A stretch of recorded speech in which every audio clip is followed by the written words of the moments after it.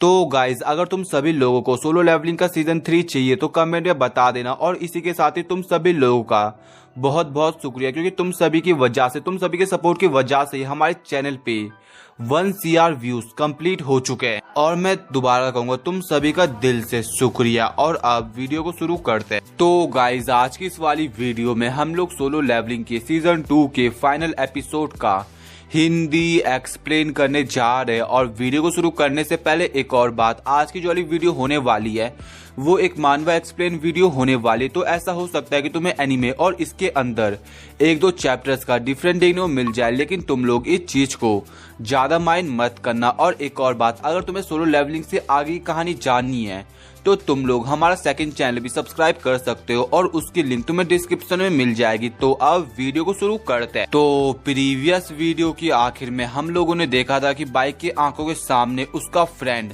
मारा जाता है। तो अब आगे अगले चैप्टर की शुरुआत में हम लोग देखते हैं कि जो आंट होता है वो माइन का सिर खा रहा होता है। और ये देखकर ना वहाँ पे सभी लोग चौंक जाते हैं, लेकिन बाइक आंट की तरफ आगे बढ़ता है उस पर हमला करने के लिए और अपने दोस्त को बचाने के लिए। लेकिन अपना बाइक कुछ नहीं कर पाता, क्योंकि वो आंट बाइक का गला पकड़ता है और फिर बाइक अपने ओरिजिनल फॉर्म में आ जाता है। और फिर वो आंट जिसके अंदर माइन होता है वो उसे वहां से भागने को कह रहा होता है। और इस चीज को देखकर जो बाइक होता है वो समझ जाता है कि जो ये आंट है उसने माइन की लाइफ ही नहीं ली, इवन जो उसकी ताकत, जो उसकी नॉलेज थी, उसने सब चीज कंज्यूम कर ली है। और अब वो आंट बाइक से पूछता है तुम्हारा किंग कौन है। और ये चीज बाइक को समझ नहीं आती, लेकिन अचानक से उस आंट को कुछ फील होता है एंड देन वो बाहर की तरफ देखता है और वहां से बाहर निकल जाता है, क्योंकि उसे बाहर से एक स्ट्रॉन्ग प्रेजेंस फील हो रही थी। और अभी बड़ी मुश्किल से बाइक की जान बचती है और वो कहता है जो वो आंट है वो गोटो रियोजी की तरफ जा रहा है। बट वो अपने मन में सोचता है अभी हमारे पास टाइम नहीं है यहाँ पर बैठने का और हमें जल्दी से यहाँ से निकलना होगा। बट उससे पहले उनकी तरफ काफी सारे आंट्स आगे बढ़ रहे होते हैं उन पर हमला करने के लिए। और फिर सीन शिफ्ट होता है और हम लोग देखते हैं गोटो की टीम को, जहाँ पर वो अपनी दूसरी टीम को कहीं रुकने को बोलता है। और जो उस जगह नाम होता है ना वो काफी ज्यादा कॉम्प्लिकेटेड होता है। और इसके बाद जो गोटो होता है वो कॉल करता है मिस्टर सुगीमोटो को, लेकिन उसने अपने सामने कुछ ऐसा देख लिया है ना जिसको देखकर वो चौंक चुका है। और जो सुगीमोटो होता है वो उसे बोलने को कुछ कह रहा होता है। और अब गोटो मिस्टर सुगीमोटो को बताता है कि जो हमारे हंटर्स है वो यहाँ पर मरे हुए मिले हैं। और अब मिस्टर सुगीमोटो उसे बताता है देखकर ऐसा लग रहा है कि हम लोग अननेसेसरी लॉस झेल ले, क्या हमने उनसे पर्पसफुली फाइट करी थी और हम लोग इस सिचुएशन को अवॉइड कर सकते थे। तो गोटो जवाब देता है करेक्ट, आपको चिंता करने की कोई जरूरत नहीं। इसका मतलब यही है कि जो ये लोग है वो कमजोर है। और फिर मिस्टर सुगीमोटो उसे बोलता है तुम पहले की तरह ही हो हार्श एंड कोल्ड, और जब तक तुम हमारे साथ हो तब तक हम लोग कुछ हंटर तो खो भी देंगे, तो ये हमारे लिए कोई बड़ी डील नहीं है। और अब हमें इन जापानीज हंटर्स का मेन मोटिव पता चलता है, जो कि होता है साउथ कोरिया के एस रैंक हंटर्स को मार डालना। और जब वो लोग वहां से वापस जा रहे होते तभी गोटो को फील होता है कोई चीज उनकी तरफ आ रही है। और वो सही वक्त पे जो हमला उस पर आता है वो उसे ब्लॉक तो कर देता है, लेकिन इसी दौरान जो उसका साथी होती है वो मारी जाती है। और अभी गोटो समझ जाता है कि ये कोई ऑर्डिनरी आंट नहीं है। और फिर वो अपने एक साथी को बोलता है मैं इसे संभालता हूँ, तुम जल्दी से जाओ और ब्रावो टीम को ज्वाइन करो। और जो गोटो का साथी होता है वो रुकने को बोलता है, लेकिन गोटो उसे जवाब देता है अगर ये स्ट्रॉन्ग बीस्ट हुआ तो तुम केवल मेरे रास्ते में ही आओगे। और अब गोटो अपने ऑरा को रिलीज करता है और अपने साथी को बोलता है जो ये आंट है उसकी थ्रेटिंग प्रेजेंस है। बट आंट उसे जवाब देता है क्या तुम किंग हो। और फिर गोटो बड़े चौड़े बोलता है यस मैं किंग हूँ। और फिर वो ब्लैक आंट अपनी पावर को रिलीज करता है और उसकी पावर सेंस कर ही ना बंदा काफी ज्यादा डर जाता है। उसे ऐसा लगता है कि ये फीलिंग उसने पहले भी एक्सपीरियंस करी है, वो भी जब वो संग जिनवू से फाइट कर रहा था। और अगले पल उस बंदे की शॉर्ट ब्रेक होती है एंड नेक्स्ट पैनल में हम लोग देखते हैं कि गोटो रियोजी का गेम ओवर। और दूसरी तरफ हम लोग देखते हैं जोंग की टीम को, जहां पर जोंग से जितना हो रहा था वो उतना उन पर अटैक कर रहा था। और इस पॉइंट पे बाइक को भी ऐसा लग रहा होता है कि उनका खेल खत्म, लेकिन तभी वहां पे शैडो सोल्जर जिनवू का अपेयर होता है जो कि उन आंट्स को रोक रहा होता है एंड देन जिनवू को मैसेज करता है जो भी उनके साथ हो रहा है। और ये चीज जिनवू फील कर लेता है और आखिर में बोलता है एक्सचेंज। और फिर सीन चेंज होता है और हम लोग देखते हैं कैमरामैन को, जिसके सामने जिस पर काफी सारे आंट्स अटैक कर रहे थे और उसे लग जाता है कि उसका खेल खत्म। बट तभी उन आंट्स को कोई अपनी शॉट से वाइप आउट कर देता है। और फिर सीन शिफ्ट होता है और हम लोग देखते हैं साउथ कोरिया की न्यूज पोर्टल को, जहाँ पर जो वहाँ का मैनेजर होता है वो काफी नर्वस होता है, बिकॉज जो वहाँ के सभी एस रैंक हंटर्स है वो हार चुके हैं, वो भी एक सिंगल आंट के थ्रू। और तभी साइड से जो उस बंदे का साथी होता है वो उसे बताता है, सर हमें काफी सारे फोन कॉल्स आ रहे हैं व्यूअर्स के थ्रू कि जो ये अचानक से ब्रॉडकास्ट है वो बंद कैसे हो गया।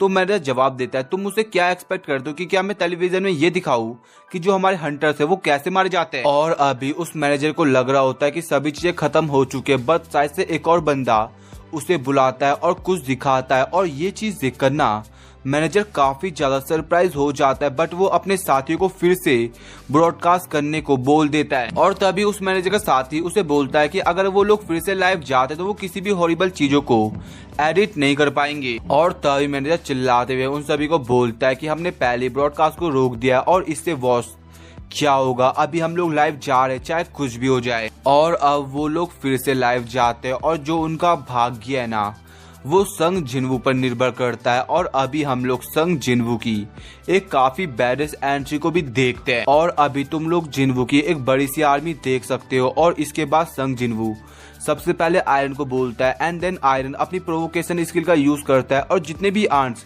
उनकी तरफ आगे बढ़ रहे थे वो सभी रुक जाते हैं फिर। और अब जिन्वू अपने डैगर को लेके उन आंट्स की तरफ आगे बढ़ता है और सभी को एक ही बार में वाइप आउट कर देता है। और दूसरी तरफ हम लोग तस को देखते हैं जो कि अपने एस रैंक हंटर्स को प्रोटेक्ट कर रहा होता है। और डोंगवू कहता है, अभी यहाँ पे क्या हुआ और कौन हंटर हमारे लिए फाइट कर रहा है। तो बाइक उन्हें बताता है, डोंगवू देखकर लग रहा है कि अभी हम लोग सही हाथों में हैं और सभी चीजें सही चल रही है। इसके बाद हम लोग देखते हैं कि एक तरफ इग्रिस अपना काम कर रहा है, दूसरी तरफ जो टैंक्स है वो अपना काम कर रहे हैं और तीसरी तरफ जो संग जिन्वू है वो अराइज बोल के जितने भी आंट्स उस जगह मरे हैं वो उनकी से तो एक्सट्रैक्ट करता है। और जो भी आंट्स उनके साथ हो जाती है, आई मीन जिन्वू की टीम में, वो सभी अपने अगेन जो आंट्स होती है उनको वाइप आउट कर रहे होते हैं। और अब जैसे जिन्वू को टाइम मिलता है वो अपने साथियों के पास जाता है और सभी को पोर्शन पिला देता है जिससे सभी लोग हील हो जाते हैं एक्सेप्ट चाहे इनके। और डोंगवू इसका रीजन जिन्वू से पूछता है कि वो अभी तक उठी क्यों नहीं है। तो जिन्वू बताता है क्योंकि वो सीरियस इंजरी से सफर कर रही है और वो अपनी हीलिंग एबिलिटी से भी उसे हील नहीं कर सकता है। और अभी जिन्वू चाहे इनको देखकर समझ जाता है कि वो धीरे धीरे काफी कमजोर पड़ रही है। और फिर वो डोंगवू को बोलता है, देखकर ऐसा लग रहा है कि यहाँ पे हमने अपना काम खत्म कर दिया और आंट दिखने से पहले हमें यहाँ से निकलना होगा। और जैसे वो लोग निकलने वाले होते हैं तभी जिन्वू कुछ सेंस होता है और अब जो उनकी तरफ मेन आंट होता है ना, आई मीन ब्लैक आंट, वो उनकी तरफ आगे बढ़ता है और बड़े बैड तरीके से उन्हें बोलता है, जो तुम्हारा किंग है वो बाहर नहीं था। और आंट को देखकर ना बाइक की फट जाती है, वो समझ जाता है कि जो गोटो है वो पेला जा चुका है। एंड देन अब जो जिन्वू होता है वो उस आंट की तरफ आगे बढ़ता है और जाने से पहले डोंगवू को चाहे इनका ख्याल रखने को बोलता है। और अब जिन्वू और जो आंट होते हैं वो एक दूसरे की तरफ आगे बढ़ते हैं और अभी इस पॉइंट पे दोनों एक दूसरे के आमने सामने होते हैं और अपने ऑरा को रिलीज कर रहे होते हैं। और इसके बाद जो वो आंट होता है वो अपने ऑरा को, आई मीन अपनी पावर को और ज्यादा रिलीज करता है जिससे जिन्वू उससे डर जाए, बट ऐसा बिल्कुल भी नहीं होता। जिन्वू बड़े चौड़ में उसे कहता है, नाउ अभी तुम एक इंसेक्ट की तरह बिहेव कर रहे हो। और तभी सीन चेंज होता है और हम लोग 5 मिनट पहले का सीन देखते हैं साउथ कोरिया का, जहाँ पे अचानक से ब्रॉडकास्ट बंद हो गया था और किसी को भी समझ नहीं आ रहा था कि अचानक से ये सब कैसे हुआ। लेकिन उन्हें ये इन्फॉर्म कर दिया जाता है कि जो माइन है वो मारा जा चुका है और जो अभी सभी हंटर्स है वो अभी भी टनल के अंदर है। और ये बताना उनके लिए मुश्किल है कि क्या वो लोग सेफली बाहर निकल पाएंगे भी या नहीं। फिर उन्हें इन्फॉर्मेशन मिलती है कि अचानक से एक अननोन हंटर की इस बैटल के अंदर एंट्री हुई है और वो फिर से लाइफ को स्टार्ट करते हैं। और वो लोग कुछ ऐसा देखते हैं जिसको देखकर वो चौंक जाते हैं। इवन जो जिन्वू की बहन होती है वो भी चौंक जाती है, बट जो मिस्टर गो होते हैं ना वो काफी ज्यादा फायर अप हो जाते, बिकॉज यहाँ पे वो लोग संग जिन्वू की बात ही कर रहे थे। और इसके बाद हम लोग बैटल के अंदर देखते हैं जहाँ पर जो ब्लैक आंट होता है वो जिन्वू पे एक जोरदार ब्लो दे मारता है उसके मुंह पर। और जो दूसरे हंटर्स होते हैं उन्हें ऐसा लगता है कि जो संग जिन्वू है वो इस आंट को अंडर एस्टिमेट कर रहा है और शायद अभी उसका खेल खत्म हो गया होगा।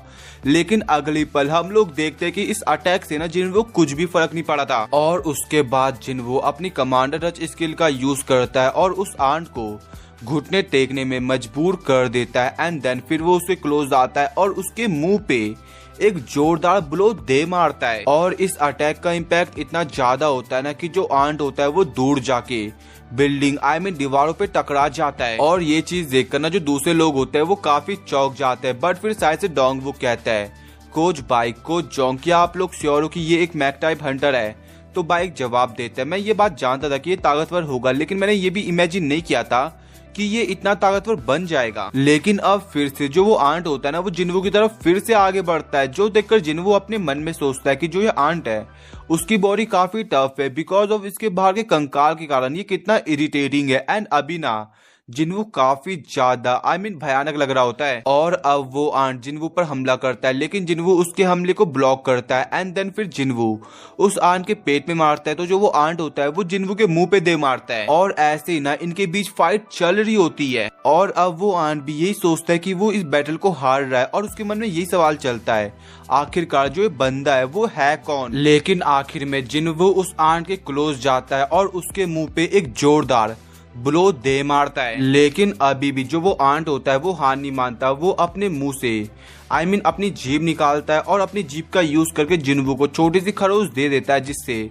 जिन्वू उससे थोड़ी सी दूरी बनाता है फिर। लेकिन अभी ना जिन्वू के ऊपर जिन्वू की बॉडी पर पॉइजन फैल रहा होता है और फिर आंट जिन्वू के पास आता है और बड़े चौड़ में उसे कहता है, तुमने अपना बेस्ट आइडिया ह्यूमन, लेकिन तुम अब मरने वाले हो। और फिर वो बड़ी तेजी से उसकी तरफ आगे बढ़ता है उस पर अटैक करने के लिए। और अभी देखकर लग रहा होता है कि जिन्वू का खेल खत्म, लेकिन जब उस पर अटैक लगने वाला था उससे पहले ही बंदा उसके हमले को रोक देता है और ये देखकर वो आंट भी चौंक जाता है। एंड देन फिर जिन्वू उसके मुंह पे एक जोरदार ब्लो दे मारता है और इस पॉइंट पे जो वो आंट होता है वो काफी ज्यादा स्ट्रगल कर रहा होता है और जिन्वू अपने मन में सोचता है कि मैं कह सकता हूँ कि जो ये आंट है वो काफी खुशी महसूस कर रहा था जब मैं पॉइजन हो गया था और जो मेरे सेंसेस है वो इंक्रीज हो चुके हैं और इसीलिए मैं इस आंट की इमोशंस को फील कर पा रहा हूँ। और अभी जिन्वू ये भी सोचता है कि मैं कह सकता हूँ कि जो ये आंट है वो नर्वस फील कर रहा है, लेकिन जो मेरे टीममेट्स है वो भी नर्वस फील कर रहे हैं। और जब वो चाइन को देखता है तो उसे लगता है कि उसे इस लड़ाई को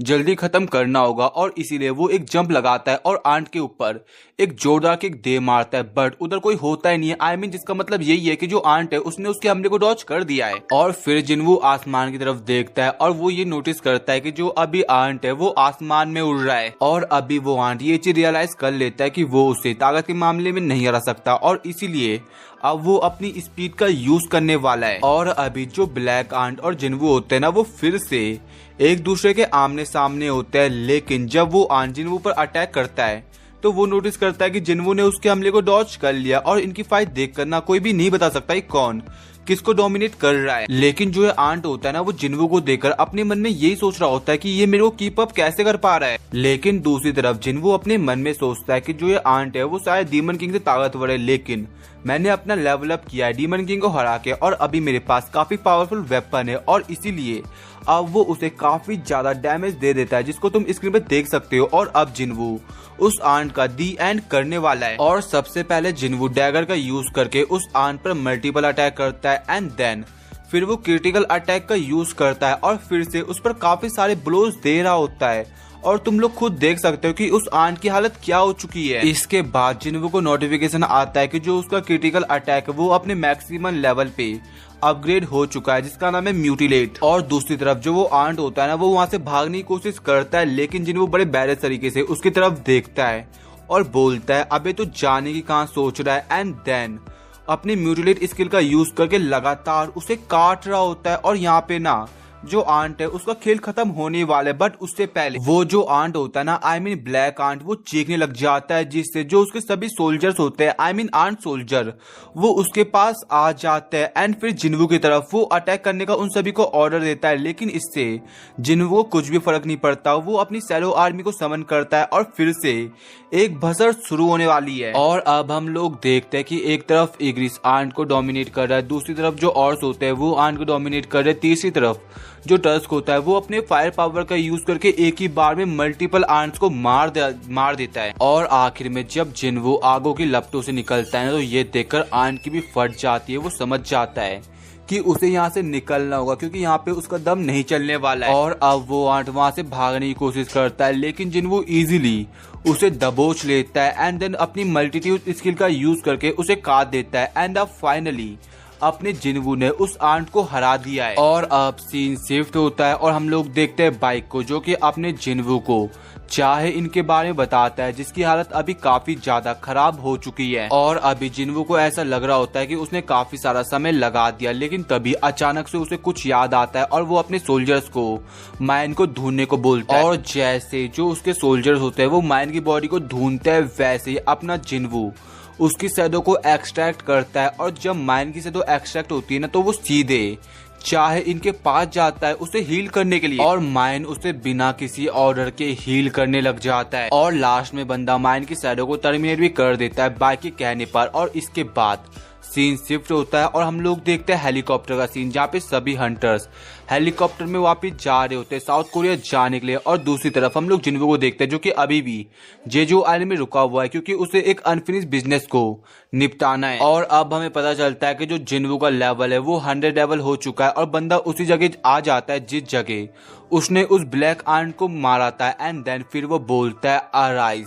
और अगले पल जो जिन्वू के आसपास का एरिया होता है ना, वो पूरा डार्क हो जाता है और जिन्वू को समझ नहीं आता कि ऐसा क्यों हुआ। और वो बोलता है ऐसा इसलिए तो नहीं हुआ क्योंकि वो शैडो एक्सट्रैक्शन की कोशिश कर रहा था, या ऐसा इसलिए हुआ क्योंकि वो शैडो एक्सट्रैक्शन में फेल हो गया। और तभी जिन्वू के पीछे वही आंट आता है, जो कि बोलता है मैं वापिस आ चुका हूँ। और फिर बेरू से कहता है एक सेकंड, मेरे को ऐसा लगा कि मैं अपने शैडो एक्सट्रैक्शन में फेल हो गया हूँ। और आखिर में हम लोग देखते हैं कि उस आंट की शैडो एक्सट्रैक्ट हो जाती है और वो जिन्वू के सामने अपना सिर झुकाता है। और इसी के साथ जो अपना एपिसोड और सीजन है वो खत्म हो जाता है। तो गाइस, अगर तुम्हें आज की वाली वीडियो पसंद आई हो तो तुम्हें पता है तुम्हें क्या करना है। तो अब मिलते हैं नेक्स्ट वीडियो।